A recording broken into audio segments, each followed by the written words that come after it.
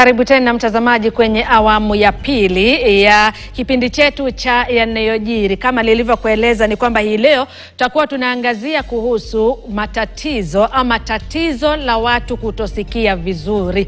Kuna mengi ambayo yanafaa kuwa umma unafahamu, wananchi wanafahamu, wazazi pamoja na walezi, kwa sababu hii hali inawaathiri watoto kutoka wakiwa wachanga hadi kwenye umri mzima. Lakini kuna hali ambayo inaweza kurekebika. Kuna vifaa ambavyo pia waathiriwa wanafaa kuvitumia kupitia ushauri wa wataalam wa sauti pamoja na wale wataalam wanaohusika na afya ya kusikia, afya ya masikio. Na ninaye mtaalam hapa mmoja kwenye studio ambaye atakuwa anatueleza ni nani anafaa kutumia vifaa hivi. Pia kuna vipandikizi. Kuna wale ambao hawawezi kutumia vifaa, wanafaa kufanywa upasuaji na kuwekwa vipandikizi. Kenya ikiwa sasa imepiga hatua katika sekta ya afya, kwa sababu kuna wananchi wengi haswa watoto walio kati ya umri wa mwaka mmoja na miaka 11 ambao watakuwa wanafanywa upasuaji na kuwekewa hivyo vipandikizi. Na mtaalam pia atakuwa anatueleza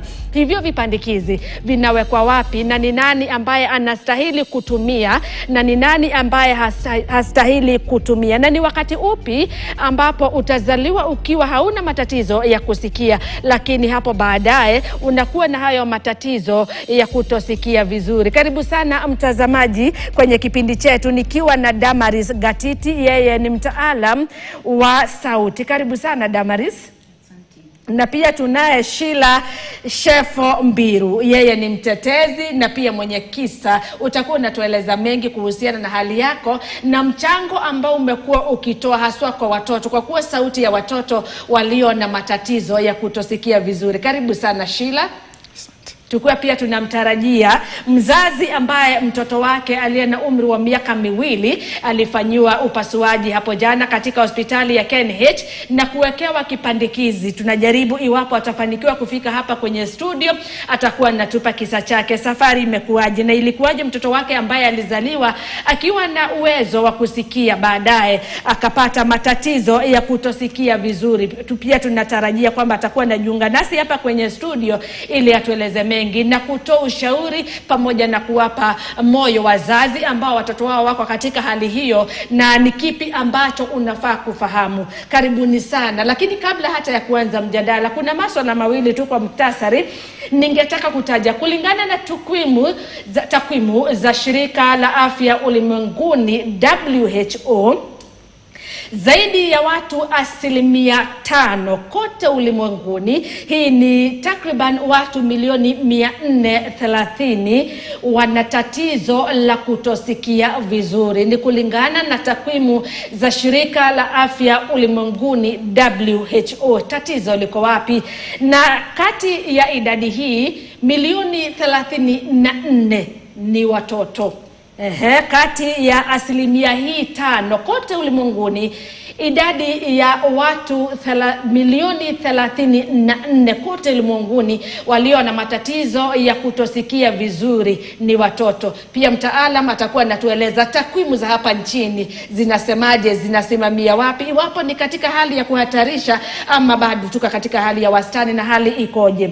Na kulingana na WHO, inakisiwa kwamba kufikia mwaka wa 2050 2050, zaidi ya watu milioni 700 kote ulimwenguni watakuwa na tatizo la kutosikia vizuri. Na hii inamaanisha kwamba mtu mmoja kati ya watu 10 watakuwa na tatizo la kutosikia vizuri ifikapo mwaka wa 2050 2050. Na idadi hii inamaanisha nini? Mtaalam pia atakuwa anatueleza. Na kulingana na WHO, zaidi ya asilimia 80 ya hawa watu walio na matatizo ya kutosikia vizuri wanatoka katika mataifa yaliyo na kiwango cha chini cha uchumi ama kiwango cha wastani, ama kumaanisha ni mataifa maskini ulimwenguni, mataifa yanayojiendeleza. Ni kumaanisha kwamba Kenya ni miongoni mwa mataifa hayo, ama miongoni mwa karibu asilimia 80 ya watu walio na matatizo ya kutosikia vizuri. Kile ambacho kinachangia idadi hii kubwa ni waathiriwa kupata huduma za matibabu kama muda umesonga, kama muda umepitiliza. Na Sheila, wewe kuwa mwenye kisa, utakuwa unatueleza safari yako imekuaje, ni wakati upi ambapo ulipata kifaa hicho cha kukusaidia, na ulikuwa umechelewa ama ulipata kwa wakati ambao ulikuwa unastahili. Utakuwa unatueleza kwa sababu imebainika kwamba wengi wanapata huduma za matibabu kama wamechelewa, muda umesonga. Bado tukiendelea, kulingana na WHO, zaidi ya watu wazima bilioni 1 wako katika hatari ya kupata tatizo la kutosikia vizuri. Ni nini ambacho kinachangia? Kwa sababu kulingana na utafiti wa kimatibabu ni kwamba idadi kubwa inachangiwa na watu binafsi. Ni kipi ambacho haswa watu wakubwa wanakifanya kinaathiri uwezo wetu wa kutosikia vizuri? Mtakuwa mnatueleza ni wapi ambapo hatufanyi vizuri, ni kipi ambacho tunafaa kukifanya kuzuilia ili tupunguze idadi hii ya watu wazima bilioni 1 ambao wako kwenye hatari ya kutosikia vizuri. Kuna mengi ambayo mtazamaji pia tunafaa kufanya, ikiwa ni pamoja na watoto kupata chanjo, wakati pia wa ujauzito unafaa kutembelea kliniki na kupatiwa huduma za matibabu kulingana na jinsi inavyostahili. Hiyo tu ni kwa muktasari kulingana na takwimu za shirika la afya ulimwenguni WHO. Tukianzia na wewe Damaris, hapa nchini takwimu zinasemaje? Hapa nchini kusema ukweli ni tatizo kubwa. Kulingana na Ministry of Health, that is now Kenya, Wizara ya Afya Kenya, tuko na karibu milioni 2 ya watu wazima, wana Kenya wenzetu ambao wako na hii upungufu wa kutosikia. Kwa hayo tukizingatia kuna nyanza mbalimbali kwa nchi kama vile Kenya Society for Deaf Children. Hiyo nayo inatujulisha kwamba iko idadi ya 6.3%. Na hiyo tunaweza iweka kiwango kama milioni 3 ya wana Kenya ambao wako na hii upungufu wa kutosikia kwa sasa hivi. Kuna hata tukiangalia nyanza ingine kama ile Kenya's Health Information System, inatuambia kwamba especially watoto chini ya miaka 5, mwaka wa 2022 ilisemekana kwamba report ilikuwa kama 264,789 cases ya watoto chini ya miaka 5 ambao walikuwa na hii ugonjwa ya masikio. Mwisho ikisababisha hii ugonjwa ya kutosikia. Na tukiangalia sana sana kwa watu wakubwa, adults, that is watu wazima. Yes, that is. Sasa tukiangalia miaka kutoka 50, tunaongelelea mambo ya kama idadi ya 15% ambao wameripotiwa kuwa na upungufu wa kutosikia. Kwa hivyo ni janga kubwa inatukumba sisi kama wanaafya.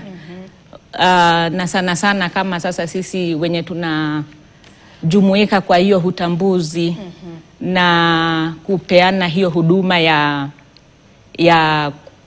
ya vifaa ya kusikia. Yes. Asante sana kwa hizo takwimu. Nikirudia tu kidogo tu kulingana na zile takwimu ambazo umetupa, ni kwamba kwa jumla kulingana na Wizara ya Afya humu nchini, watu wazima takriban milioni 2 wana matatizo ya kutosikia vizuri. Kulingana na shirika ambalo linatoa huduma kwa watu wasiosikia vizuri haswa watoto, inasema kwamba Wakenya jumla ya milioni 3 wana matatizo ya kutosikia vizuri. Na kulingana na pia takwimu za humu nchini, nchini ilipofikia mwaka 2022, jumla ya watoto walio chini ya umri wa miaka mitano 2604,789 walibainika kwamba wana matatizo ya kutosikia, kumaanisha kwamba hii idadi huenda hata ikawa ni juu zaidi kwa sababu sio wengi. Pia hasa katika maeneo ya mashinani, labda wengine hawajatambulika. Kuna baadhi pia ambao labda wazazi wanajua lakini bado hawajafika ili hata data yao ikachukuliwa, maelezo yakabainika hata vizuri. Tutakuwa tueleza mengi kuhusiana na hicho, na haswa ni kipi ambacho kitamfanya hata mzazi kuchelewa kujua iwapo mtoto wake ana matatizo ya kusikia au la, ama ni kipi ambacho utakiona kwa mtoto wako ujue kwamba hata akiwa katika umri ule mdogo chini hata ya mwaka mmoja ana matatizo ya kutosikia. Utakuwa unatueleza hayo kwa kina zaidi. Sheila, karibu sana, ni mwenye kisa, na asante sana kwa kuja hapa ili kutueleza kisa chako. Tueleza hali yako ilianza vipi? Asante sana. Kisa changu ilianza wakati nilikuwa kama miaka 11. Mimi mwenyewe sikujua niko na shida ya kusikia, lakini mama yangu akiniita, alikuwa ananiita na sijibu, ama nikisikiliza muziki naweka volume ya juu. So alikuwa nafikiria nimekuwa teenager mwenye akona kiburi, kana ujuaji. So alikuwa wakati mmoja alikuwa anaongea na rafiki yake, alikuwa anamwambia, Sheila, siku hizi nikimuita ameniletea shida sana. So walikuwa anaongea, alafu rafiki yake akamueleza pengine shida ya kusikia ama kutosikia. Mama yangu akakataa, in denial. Akashangaa imekuaje msichana wangu hii miaka yote hana shida. Lakini siku moja akasema wacha ajaribu. Anakuja mbele yangu ananiongelesha, nasikia. Akienda nyuma yangu sisikii. Akaona pengine ni kweli. So nikaenda kwa ENT specialist, daktari wa masikio. Wakafanya checking, wakaona niko na shida. Shida yangu ni masikio ya kati, middle ear. So wakafanya kwanza, operation ya kwanza ilikuwa misdiagnosis. Walisema niko na maji nyuma ya masikio, kumba haikuwa hivyo. Nafikiri hiyo operation hata ilisababisha nipate shida ikafanya hali ikawa mbaya zaidi. Kwa hivyo ulifanywa upasuaji? Nikafanywa upasuaji mara ya kwanza. Lakini wakaendelea, wakaona ile itanisaidia ni kifaa ya masikio. So hearing aid. Nimevaa hiyo kifaa cha kusaidia kusikia kwa miaka 40. Nimevaa kila siku. Nikitoa usiku sisikii, nikivaa asubuhi nasikia. So imenisaidia miaka hii yote. Pengine hiyo cochlear implant hiyo haiwezi nisaidia. Kwa wakati hii navaa hiyo kifaa cha kusaidia. Atakuwa pia tunazungumzia hata kubaini, kwa sababu kuna kile kifaa ambacho unakitumia na kuna hicho kingine ambacho umekitaja cochlear implant ambacho kinapandikizwa. Tukua pia tunaeleza kwa minajili hata ya kumwelimisha mwananchi ili hata akafae kujua ni kifaa cha aina ipi na ni nani anafaa kukitumia. Lakini Sheila, ukabainika ukuwa na umri wa miaka 11. Kulingana na uchunguzi wa wataalam, walikueleza ni kipi, ama walieleza mzazi ni kipi ambacho kilisababisha hiyo shida? Walieleza wazazi wangu wakati hiyo nilikuwa mdogo, lakini shida yangu ni middle ear. Mfupa zile tatu ziko middle ear, ziko na shida, zinakuwa ngumu. Zinakuwa ngumu, na kwa hivyo sisikii vizuri. Sasa yangu inasaidiwa na kifaa cha kusaidia kusikia, hiyo hearing aid. Nilifanya operation wakati nilikuwa kama in my 20s. Nilifanya operation ya pili. Operation ya kwa hivyo upasuaji wa kwanza ulifanywa ukiwa na umri wa miaka 11. Upasuaji wa pili nilifanywa kama niko na umri wa 22. Lakini wakati huo nilikuwa Australia. Nilikuwa mwanafunzi, nilikuwa nasoma. Wakati huo walifanya operation, na operation ilinisaidia sana. Wacha nikueleze. Kila siku wakati nilikuwa naamka, nafungua dirisha, kulikuwa mti na mandege zilikuwa nakuja wanaketi kwa hiyo mti. After nilipata operation, walipasua masikio, niliwekewa plugs kwa masikio. So after 1 week, wiki moja iliyopita, nilifungua hizo plug. Wakati nilifungua dirisha, kumbe zile mandege zilikuwa naimba. Ilikuwa mara yangu ya kwanza kujua kumbe ndege zinaimba. Nilikuwa naona ndege lakini sikuwa nawasikia. So hiyo operation ilinisaidia, ilinifungulia masikio kabisa. So inasaidia, inakuwa kama daraja kati ya dunia ya kutosikia na dunia ya kusikia. A bridge between the world of silence and the world of sound. Ni kama ulikuwa kwenye giza alafu ukawashiwa taa. Kwenye giza alafu naona taa. Kwa hivyo kumaanisha wakati tupeleke ndivyo tuelewe kisa chako vizuri. Wakati ulipofanyiwa operation ya kwanza ukiwa na umri wa miaka 11, uliweza kupata sauti? Nilipata sauti kupitia kifaa cha kusaidia kusikia, hearing aid. Na nimevaa hearing aid hiyo miaka yote 45 hivi nimevaa, na bila hii sisikii. Masikio hii haisikii, hii inasikia na hiyo hearing aid. Na kama saa hii naivaa. Haya, kutoka ukuwa na umri wa miaka 11 ukaendelea ukamaliza shule ya msingi, ukaingia sekondari, ukamaliza, na sasa ukaingia chuo kikuu, kasafiri hata nje ya nchi. Ni nini ambacho kilipelekea sasa ukafanywa upasuaji wa pili ukuwa na umri wa miaka 22? Wakati nilienda Australia, nilikuwa nanunua, unajua hizi hearing aid inatumia battery. So nilikuwa naenda kununua battery, alafu daktari wa ENT huko akaniambia, kwa nini usijaribu tuone kama tunaweza fungua masikio ndio uache kuvaa hiyo hearing aid. So ndio nilipata hiyo upasuaji wa pili. Ilinisaidia, ilifungua masikio, na kuambia nilikuwa nasikia hata nilikuwa nasikia choo nikipiga choo maji inanistua. Lakini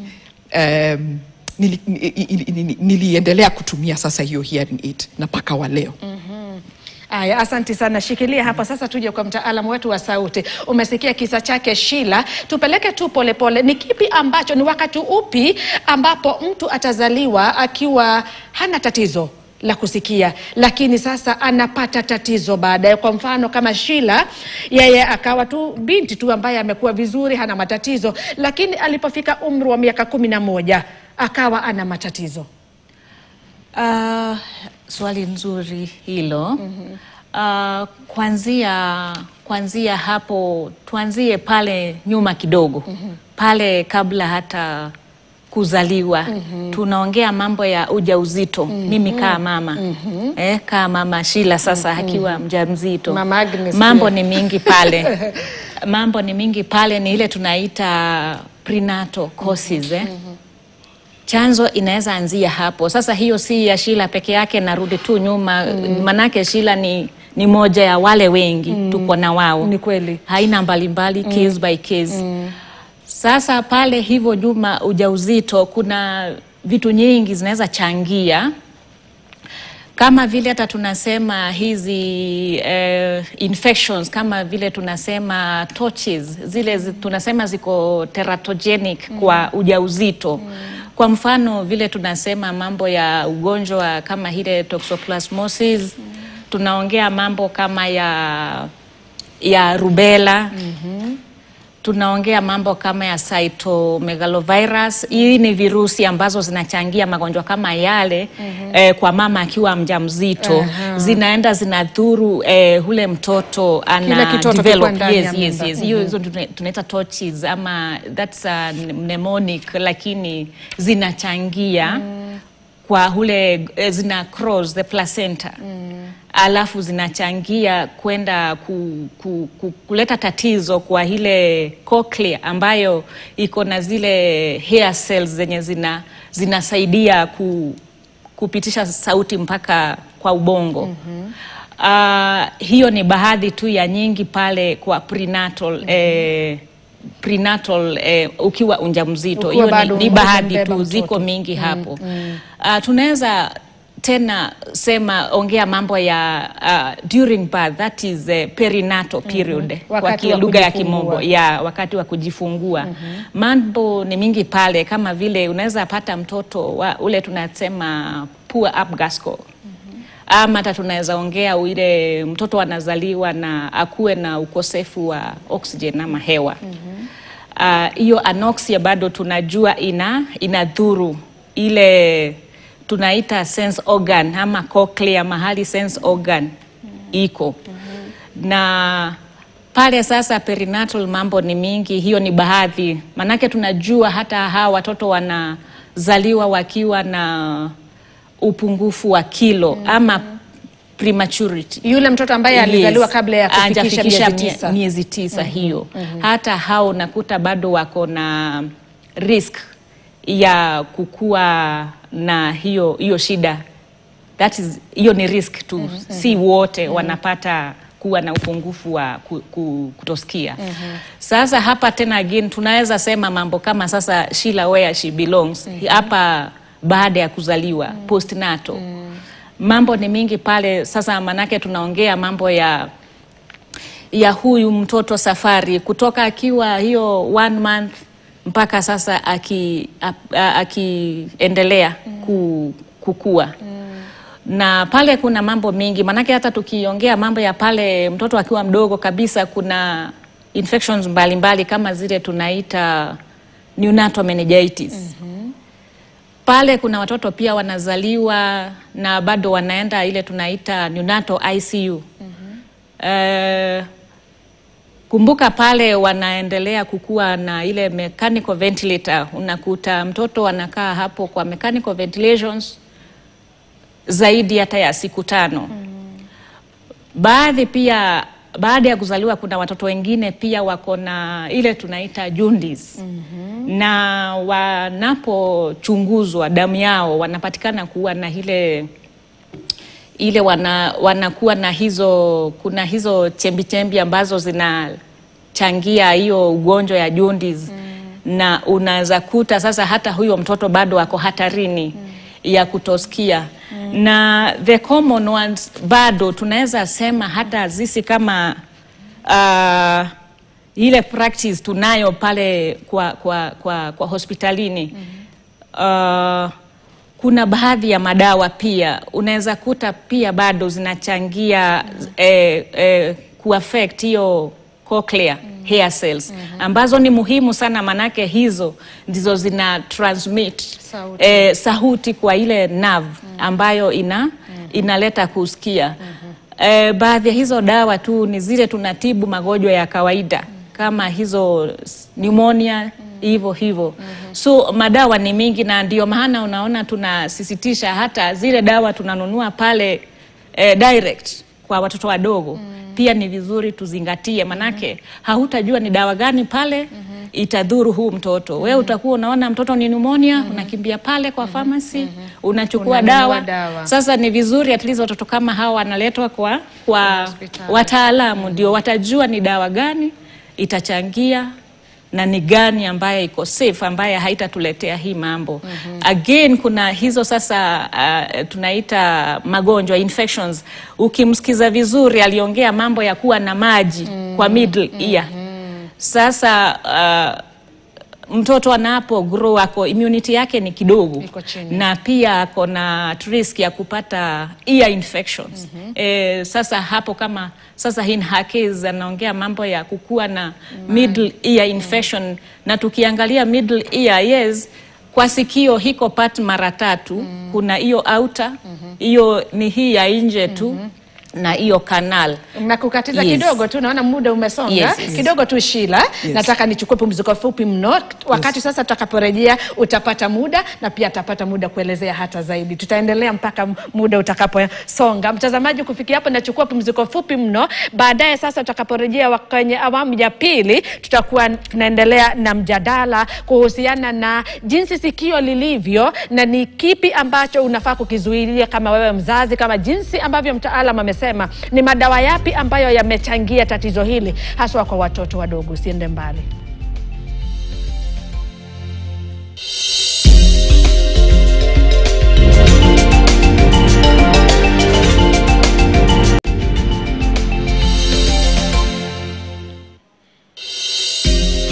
Karibu tena mtazamaji kwenye awamu ya pili ya mjadala wetu kuhusiana na tatizo la kutosikia vizuri, tukiwa naye Sheila ambaye ni mwenye kisa pamoja na Damaris mtaalam wa sauti. Tulikuwa tumeanza mjadala na kuendelea vizuri, na tulikuwa katika wakati sasa Damaris ulikuwa unatueleza kuhusiana na jinsi wazazi pia dawa zile ambazo tunawapea watoto kwa kiwango fulani zinachangia. Lakini kabla ya hilo Sheila alikuwa anataka kutaja kuhusiana na akikumbuka kumbukizi za wakati kisa chake kilipoanza. Hali ilikuwaje, hali ya afya? Na pia ningetaka, kwa sababu ulitueleza mama ndiye alijua, anakuita hauitiki, anaona ni kama utundu aina fulani kulingana na umri wako wa miaka 11, lakini jirani akamwambia huenda sio utundu wa huyu mwana, kuna zaidi.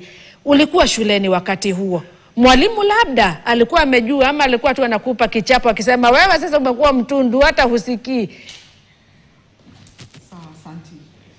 So nikifikiria wakati nilikuwa mdogo, nilikuwa nakohoa sana. Nakohoa, alafu nakumbuka tonsils zilikuwa zinavimba, zilikuwa uchungu. Zilinisumbua sana. Alafu nafikiri wazazi waliwenda kwa daktari, wakaambiwa nifanye upasuaji watoe. So walitoa hizo tonsils. Wakati huo na miaka mingapi? Kama tuseme miaka 8. Nafikiri ilikuwa. Kwa hivyo ulitolewa kwa na miaka 8. Walitoa. Mama saa ingine akifikiria anasema pengine ilikuwa hiyo ndio ilileta tatizo la masikio zangu, sijui. Anafikiria hivyo, lakini nakumbuka hiyo. Alafu umeuliza juu ya walimu, sikumbuki shuleni, sikumbuki, lakini najua nilikuwa mtoto mtulivu sana, sikuwa naongea sana. Pengine ilikuwa hiyo, sikujua mwenyewe kuwa sisikii, ni wengine walikuwa naniambia. So pengine walimu, lakini ile nakumbuka sana ni mama. Mama ndio aliniambia, alikuwa ananiita. Muziki nilikuwa naweka volume ya juu. So hiyo ndio ilifanya aone huyu pengine ako na shida. Na pia wakati huo labda kuna vile ambavyo labda hali yako, labda ukiangalia tu, ukikaa chini ukitafakari, kuna vile hiyo hali iliathiri jinsi ulivyokuwa unafanya shuleni kabla hata ya tatizo kujulikana. Masomo yako kuna vile yaliathirika?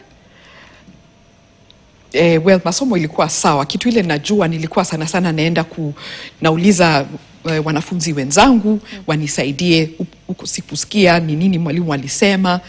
So nilikuwa nasoma binafsi peke yangu, kwa sababu nilijua kuna wakati kulikuwa na shida, sisikii mwalimu anasema nini. So nilikuwa nauliza wanafunzi wengine, saa ingine naenda kwa mwalimu na mwambia huku sikuelewa, sikuwa najua ni shida ya kutusikia. Na mwalimu labda hakuwa anauliza mbona wewe hausikii, mbona mara nyingi ni kwa darasani unauliza wenzako na kuja pia kuniuliza, hakutaka kujua ama hakufuatilia? Hiyo sikumbuki. Kitu ile nakumbuka, wakati nilikuwa shule ya upili, nilikuwa na marafiki wa karibu sana. Hawa nilikuwa natembea na hawa, nikiuliza swali hawa wanajibu. Walikuwa kwa sababu saa ingine sisikii swali, walikuwa wanajibu swali on my behalf. So hiyo nakumbuka. Lakini walimu sana nilikuwa tunaenda wakati naona huku sikuwa naelewa, sikuwa nasikia, ndio naenda kwa mwalimu anieleze, ama kwa wanafunzi wengine. Asante sana kwa hilo.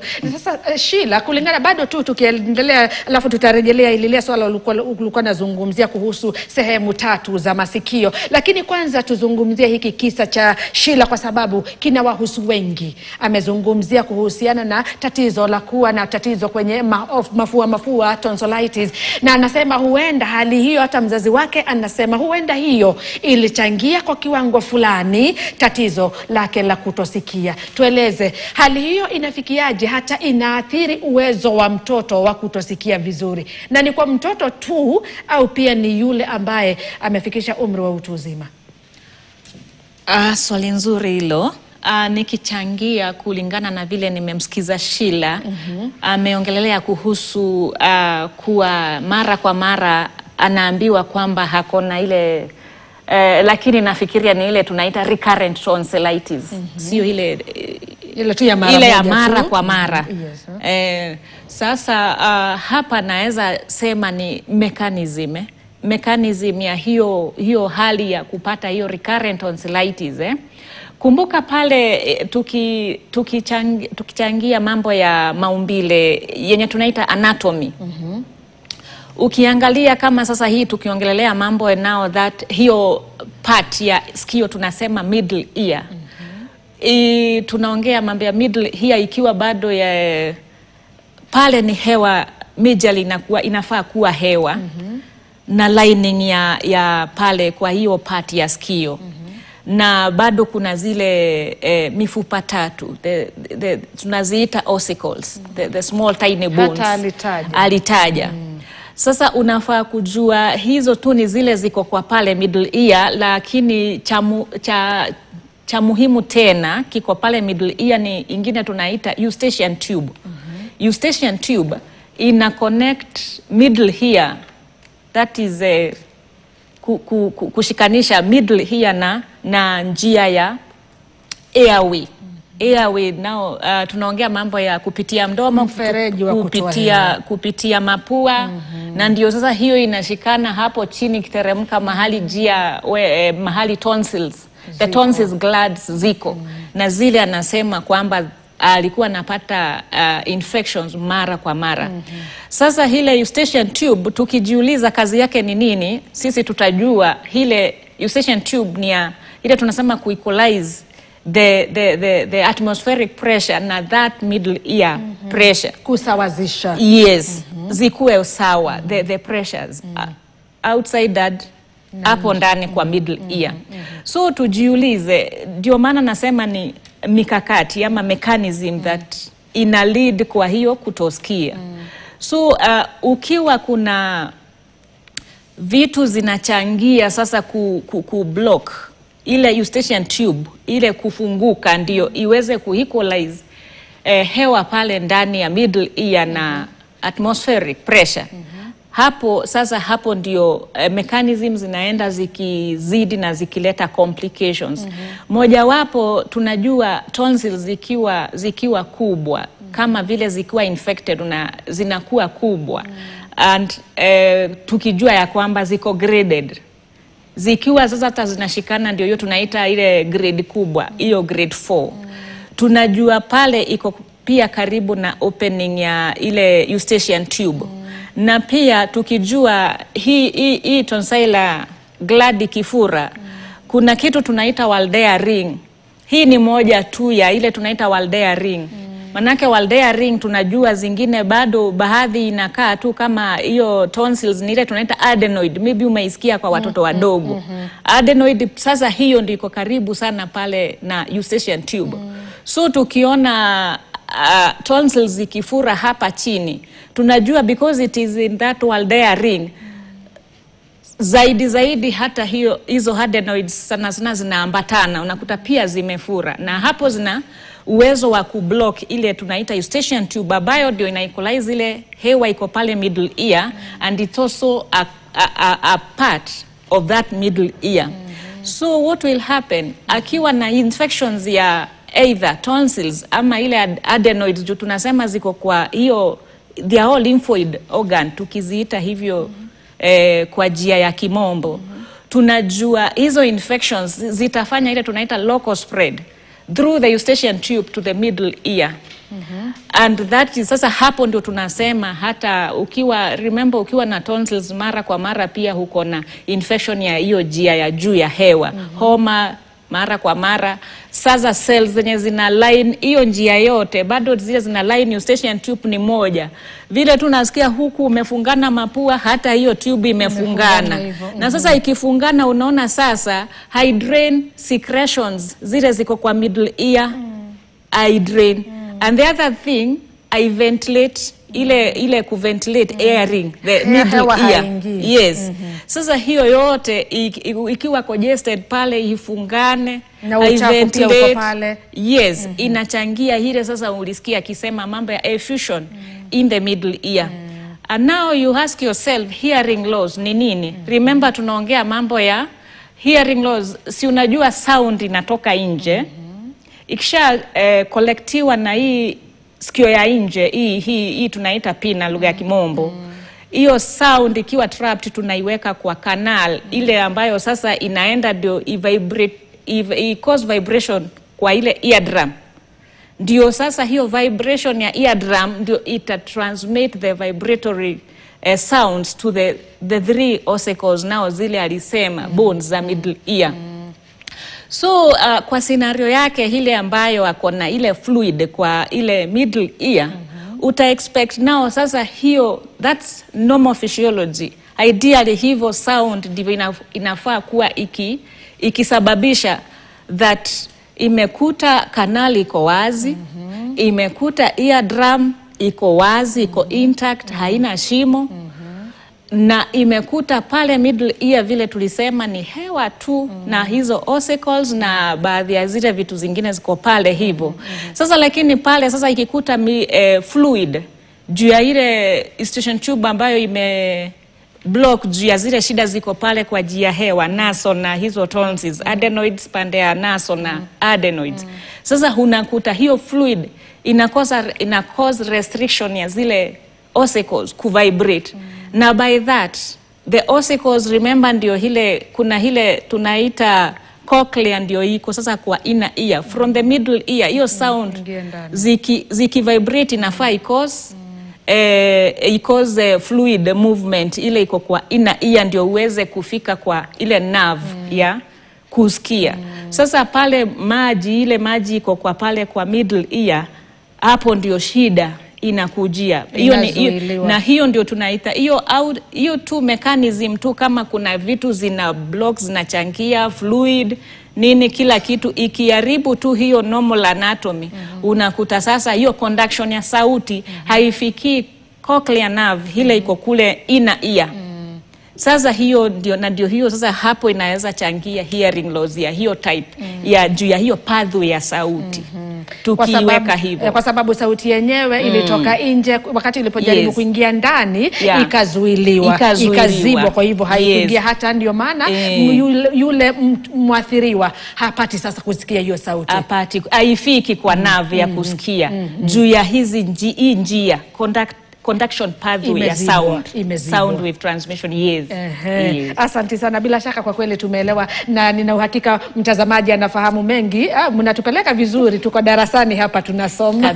Asante sana. Sasa wakati sasa imebainika kwamba mtoto ana tatizo kama lile shida tu kutumia kama mfano, kwa sababu kwa kweli uko hapa na umeturuhusu tukutumia kama mfano. Sasa mzazi ama yule mtaalam anafaa kufanyaje kwa huyu mtoto, na ni akiwa na umri upi? Kama ni uwe upasuaji afanywe sasa akiwa na umri upi, na ni wakati upi sasa atahitaji huo upasuaji? Swali ni nzuri pale, lakini ningetaka nikurudishe nyuma kidogo nikuambie kwamba kabla ya mtaalamu lazima huu mama ndiye ameona kitu pale kwa nyumba, kisa akajipeleka moja kwa moja mpaka kwa mtaalamu. Sasa tuanzie tu pale nyumbani kabla ya tuende kwa muuguzi. Yes. Sasa unakuta pale kuna njia nyingi zile unafaa detect kama kuna suspicion, tukiita hivyo, ya kutosikia. Na sasa hii ni ya sisi wote kama wazazi. Manake pale kuna mambo mingi, hata very simple. Utakuta tu huo mtoto tu, ukiona kweli analala na environment is very noisy, analala tu na hana asumbuliwi na kelele, asumbuki, amelala tu, unafaa ujiulize what's happening. Hizo tu ni vitu zingine unafaa ususpect, or labda hata amepata maybe bang. Everybody is like irritated na hiyo sauti, lakini mtoto tu ako sawa. Anaweka volume yote kama kisa cha Sheila. Alikuwa anaweka sauti, mamake anafikiria ni utundu tu wa binti wa miaka 11. Sasa hizo ni vitu zingine pale kwa nyumba tunafaa pia kuangalia kabla hata tufike kwa muuguzi. Na hata mambo ya kuzia kidogo, mambo ya speech development. Idadi pale una expect at least mtoto ana uwezo wa akiitwa at least aweze kuturn, hata kama haongei at least asikie hiyo sound imetoka wapi. Ile tunaita localization of the sound. Hasa akisikia kama ni sauti ya baba kwa sababu amemzoea, ya mama labda pia ni shangazi. Sasa ukiona kweli ukifanya hizo distraction ya sauti na mtoto hata asumbuki kugeukia hiyo sauti, hiyo ni vitu zingine unaweza suspect. Watoto wengine wameanza kutoa neno moja moja, baba, mama, na huyu bado. Hiyo ni kitu kingine sasa unaweza suspect ukiwa pale kwa nyumba kwa huu mtoto ambaye anaendelea kugrow.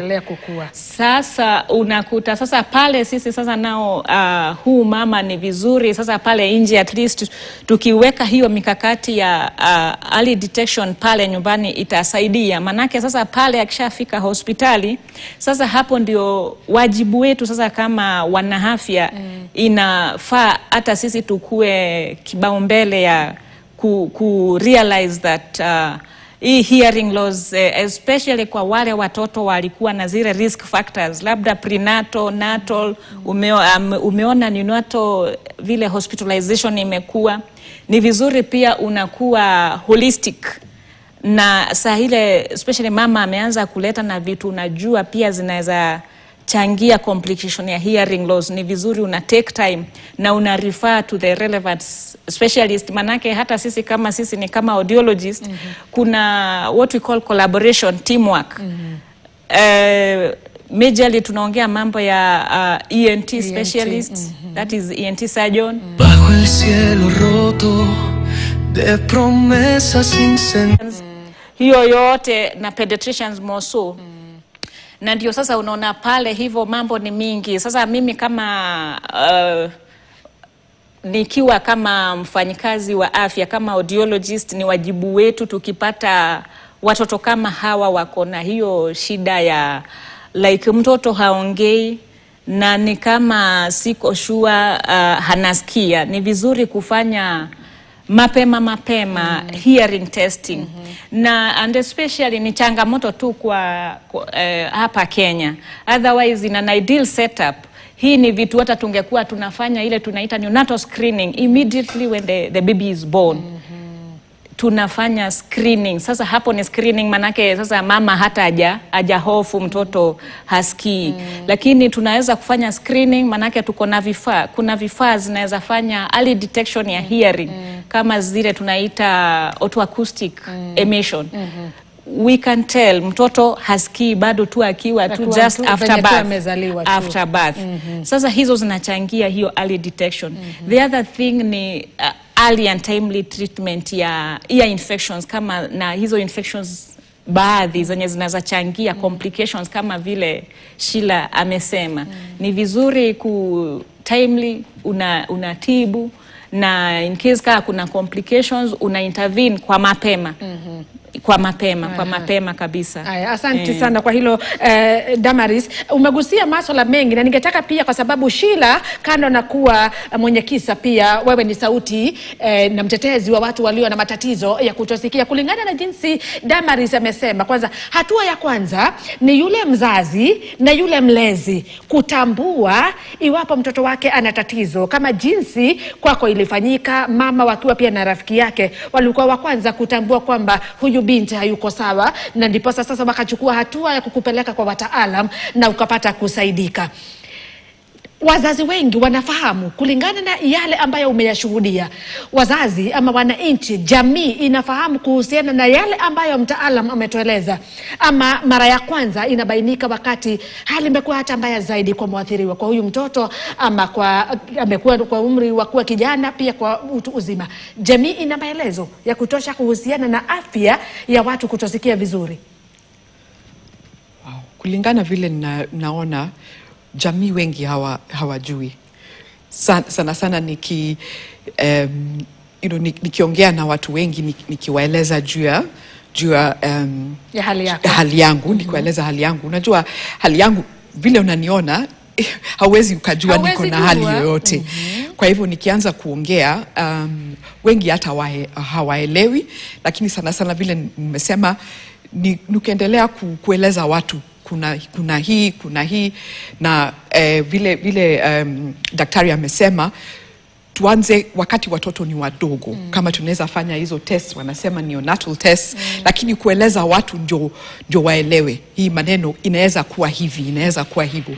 Kwa sababu sana sana watu wengi, majamii, wazazi, niko na marafiki wengi wanakuja kwangu wananieleza mtoto wangu wako hivi, nawaambia umefikiria shida yao masikio? Wengine wanasema kwa familia yetu hatuna hiyo shida. Vile tu mama yangu alikuwa anasema mimi sijawahi sikia kitu kama hiyo. So vile unasema wazazi, familia, jamii lazima waelezwe maneno ya kutosikia na vile wanaweza pata usaidizi, kama ni kufanya hiyo operation ama cochlear implant ama kupata hizi vifaa vya kusaidia kusikia. Na pia kitu kingine, kabla ya kuchukua pumziko fupi, naomba mwelekezi wangu aniongeze kama sekunde kama 30. Wakati sasa, kwa sababu wengi utapata kinachowaathiri ni kwamba pia mzazi unaposikia mara ya kwanza mtoto wako ana matatizo ya kutosikia, unaogopa na unakosa kukubali mara ya kwanza na kwa urahisi, ili ujue hatua ambayo utafuatia ili kumsaidia mtoto wako. Kwako hali ilikuwaje? Wazazi wako ilikuwa ni vigumu kwa kukubali mara ya kwanza, ama ilikuwaje kwao, kwa familia yako? Najua kwa kweli vile nilikueleza, mama vile ali kwanza alikataa. Alafu wakati walijua kweli kuna shida na sikio langu, sasa wamenisaidia sana. Na kitu ile iliwasaidia pia ni kuelewa hii shida iko vipi, anaweza saidika vipi, na tulienda kwa madaktari, ENT specialists, tunawauliza, tukasoma, na unajua hiyo ilikuwa long time ago. It was so long time ago. Saizi unajua kuna teknolojia mingi, kuna maelezo hata kuna maelezo mingi, lakini hiyo tu ni kutafuta kufanya research, ni shida gani, ni shida vipi, inaweza saidika vipi. Asante sana Sheila kwa hilo. Mkuu na Damaris. Mtazamaji, nachukua pumziko lingine fupi mno la mwisho, na sasa tutakaporejea baada ya muda usiokuwa mrefu, watakuwa wanatueleza ni vifaa vipi ambavyo vinatumika kulingana na utaratibu, kanuni na masharti ya madaktari na wataalam, kama jinsi ambavyo Damaris alituelezea. Ni wataalam wa aina nyingi ambao wanahusika kwenye swala hili la kurejesha uwezo wa mtu kusikia. Watakuwa wanatueleza kuhusu vifaa ambavyo viko humu nchini vinafaa kutumika, ni nani anafaa kutumia, iwapo ni mtoto ama ni mtu mzima.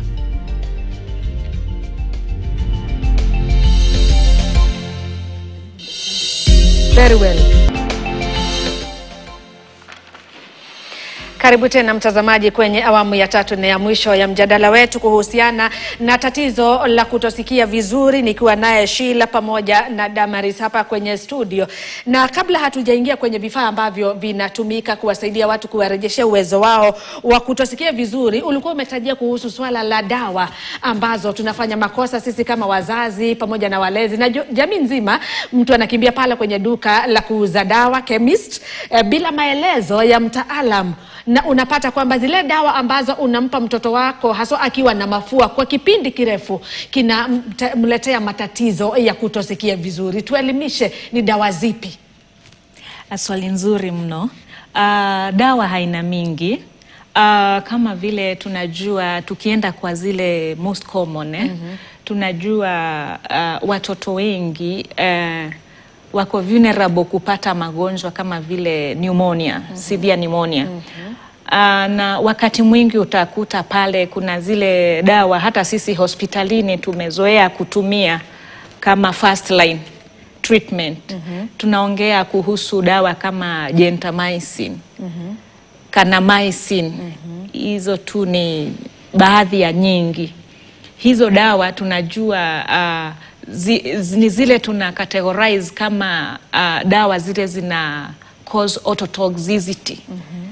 Ototoxicity kumaanisha zinakuwa zile hair cells ambazo zikivibrate ama zikikuwa depolarized, zina transmit nerve impulse ndio brain iweze kusikia sauti. Hizo nywele ziko pale kwa cochlea, kwa ile sikio la ndani.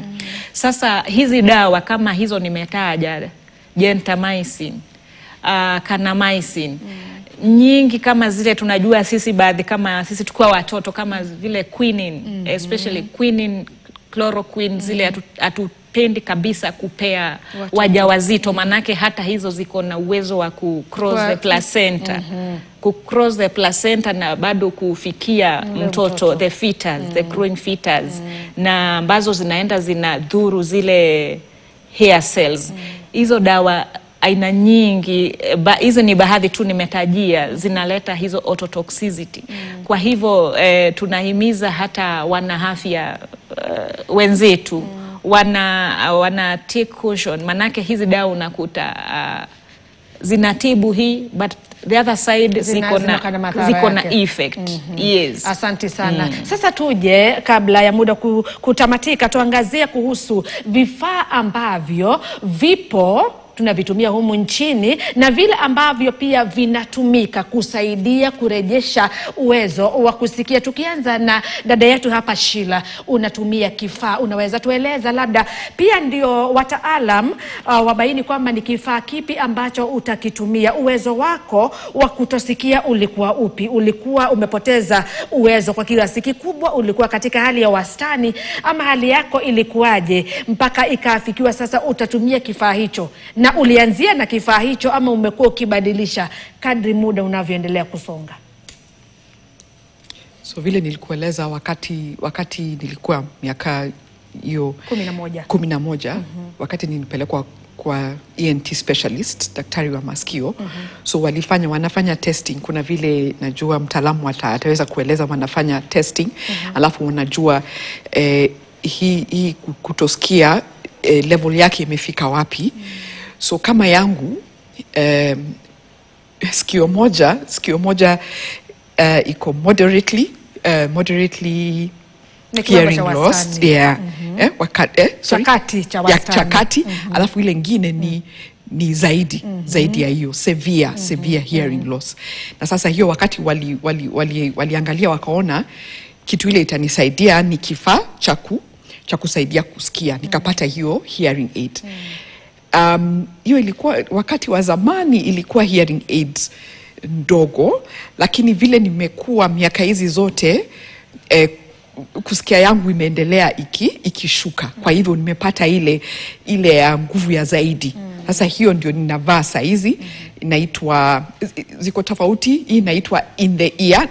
Kuna zile zinaitwa behind the ear, in the ear. So nimeenda over the years. Sijui kama unaweza tuonesha pia. Naweza nitoe? Tuoneshe, tuondoa tu nywele kidogo tu, alafu mpiga picha atakuwa anaonyesha ili mtazamaji aweze hata kufahamu tunazungumzia kifaa cha aina gani. Natumai kwamba kifaa kitaweza. Endelea tu kuzungumza wakati pia mpiga picha anapoonyesha. So hii inanisaidia, ninavaa. Unaweza ona hii inaitwa behind the ear. Iko na kitu inaitwa amplifier. Ile inaongeza sauti juu, inaongeza kiwango cha sauti ndio nisikie. Na ziko tofauti na bei yao ziko tofauti, lakini hii ndio ile inanifaa na inanisaidia. Bila kuvaa hii siwezi sikia, inanisaidia sana. Hiyo ndio ile inasema daraja kati ya ulimwengu wa ukimya na ulimwengu wa sauti. Inanisaidia sana na nimevaa kama miaka 42-3 imenisaidia, na vile umesema inaendelea ninavaa zile iko na nguvu zaidi, kwa sababu vile nasikia inaendelea kupungua kadri miaka pia inavyoendelea kusonga. Inaendelea kusonga. Asante. Na sasa wakati wa usiku, wakati unalala, unatumia? Ninatoa. Wakati wa usiku lazima nitoe. Kama hii ninatoa, alafu kama hii haitumii battery. Hii inafanya charging. Kama unajua kuweka kama vile tunaweka simu. Kama tunaweka simu, lakini hii inaitwa charging dock. So ninaitoa, inaicharge. Na saa ingine inaweza kama wiki mbili iliyopita niliweka kwa charging dock, nikachukua asubuhi kuvaa, nikaenda kidogo nikakuta haina moto, haina nguvu. Pengine haikuwa imeketi vizuri kwa hiyo charging dock. So kama hii nina charge, natoa usiku na charge usiku mzima, asubuhi ninavaa. Kuna zingine unatumia battery. betri kiisha ni kama tu betri ya saa mnaweka, so ziko tofauti. Lakini hii ni ile ya kucharge kila asubuhi. So usiku nikitoa ni kimya kabisa. Kimya kabisa. Nikiamka asubuhi unavalia. Asante sana Sheila kwa kutuelezea kisa chako vizuri kabisa, tunafahamu. Damaris amezungumzia na hata ametuonesha kile kifaa ambacho anakitumia na kwa kweli kinamfaa. Hata asiposema kuhusu hali yake hakuna ambaye atajua, kwa sababu hata hali yake ya maisha inaendelea vizuri kabisa kama ya mtu yeyote yule. Kuna hiki cha kuvaa ambacho kinafahamika kama hearing aid, na kuna aina tofauti ya vifaa hivi ambavyo vinavaliwa na kulingana na utaratibu. Utatueleza ni kipi ambacho mbona huyu A apewe hiki kifaa na B apewe hiki kifaa, na kuna kipandikizi cochlear implant. Tuelimisha kwa sababu kile kinawekwa ndani, kuna upasuaji ambao unafanywa, kinawekwa ndani, na pia kuna kile cha juu. Kuna mawasiliano kati ya kile kiko juu na kile ambacho kiko ndani. Na kwa hivi sasa Kenya itajivunia kwa sababu kuna takriban watoto 100 walio kati ya umri wa mwaka 1 na hadi miaka 11 watafanywa upasuaji kutokana na ule ushirika ambao umefanyika kati ya Kenya na taifa la Morocco. Tuelimishe. Asante sana. Naweza hata mimi nimefurahi kusikia Sheila anapata benefit kutokana na hearing aid. Manake sisi kama clinical audiologist hiyo ndio ni aina ya ile interventions tunafanya kwa wagonjwa. Sasa nikienda direct kwa hearing aids, ni aina mbalimbali. Tunaweza sema zote, tunaweza tuzi group kama instrumental devices, ambaye tunaweza sema kuna zile za ear conduction devices. Na kuna zingine pia tunaziita ni bone conduction. By that namaanisha ear conduction ni sasa kama hii unakuta kwa mfano ni kama hii BTE, unakuta iko na what we call microphone just behind the ear. Na we know that hiyo ita pick the sound from the environment, alafu ita transform into electrical signals. And then after umesikia akisema mambo ya iko na amplifier hapo nyuma ya sikio lake, kabisa yeye anajielewa. Hiyo kazi ya hiyo amplifier ni ku amplify now the electrical signals that have been converted by hiyo microphone, which is also just in the same behind the ear. Sasa hiyo amplifier iki magnify the sound, just like the word amplification, ikiongezea ile sauti, again ita transfer to receiver. Umeona kwamba yeye kuna kitu bado, hata hii mashini ikiwa hapa nyuma kuna tubing now ya kupeleka the sound to the canal, to hit the eardrum, the ossicles, and then to the inner ear where sasa tutakuta our hearing nerve ikiwa. Sasa nataka kukuambia bado hiyo receiver sasa, apart from hiyo amplifier yeye anajua kuna hiyo receiver, na receiver sasa itaweza na kuconvert ile electrical signals yenye ili amplifiwa, itaweza kuiconvert back to the sound, ndio sasa yeye mwenyewe aweze kusikia. Hiyo tu ni kidogo tu vile hiyo mechanism yeye anaweza kusikia. Sasa kuna nyingi kama vile umesikia akisema in the ear, hizo bado ni type za ear conduction. Manake sasa unakuta vile tunajua hapa watu ni wa aina mbalimbali. Kuna what we call cosmetic, kuna mtu labda anataka ile small that watu hawaoni, ndio hii anasema in the ear. Unaona tu ni kama earpods za siku hizi, just inafika hapo tu. Na baadhi technology ime up game. Manake sasa kuna hata aina nyingi za canal type, kama vile now in the ear iko ndani kabisa, na kuna ingine small zaidi kidogo iko completely in the canal you can't see. Sasa kulingana na vile mimi my selection ama my personality, kama sitaki nitaendea hizo ziko ndani, hakuna mtu sasa atanistigmatize that. Na niko na hizo hearing aid intervention. Kuna orodha nyingi, kwa hivyo nifanye chaguo sasa, pamoja na gharama inategemea. Sasa hiyo aina nyingine ni ya bone conduction. Unakuta sasa kuna baadhi ya wale wako na infection kama kwa middle ear na bado hawasikii. Hao tunawapatia hizo. Sasa nilikuwa nasema bone conduction. Sasa hiyo utakuta itawekwa tu kwa direct kwa the skull bone. Juu skull bone hata utakuta sasa hapo itaweza kuhit direct the cochlea and the nerve will pick the sounds from there. Now tukitoka hapo, umesikia kwamba yeye anajijua, najua yake moja ni moderate, ingine ni severe. Na akasema kwamba yeye ndio mahana aliambiwa yeye si candidate wa benefit na cochlear implant. It is true benye amesema, manake sasa kulingana na tuko na category mbalimbali. Kulingana like now kuna mild, kuna normal kuanzia hapo. And then kutoka normal, let's say tukisema 0 to 25 ni normal. Normal, that is normal hearing, yenye tunapima kulingana na decibels. From 0 to 25, that one is normal. 0 to 25 decibels. Hiyo ni normal.